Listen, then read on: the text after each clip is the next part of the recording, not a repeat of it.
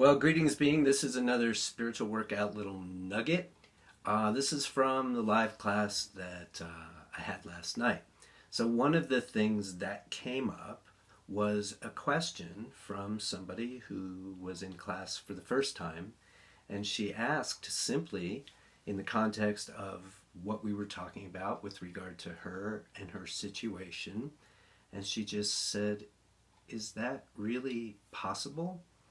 That was the notion that she could live a happy, joyful life. And the reason that I wanted to just pull that little piece out and talk about it here as an example of the things we talk about in spiritual workout world is that because it's such a perfect illustration of a fundamental idea that beliefs matter, right? So you could have 100 people in the class helping this person who was really in distress and distraught and dealing with a lot of stuff, and in a way that had been going on for quite some time.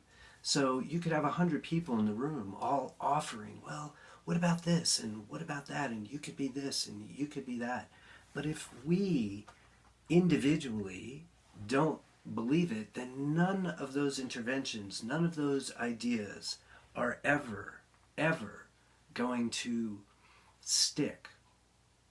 The person has to be able to believe themselves that what they're wanting is possible.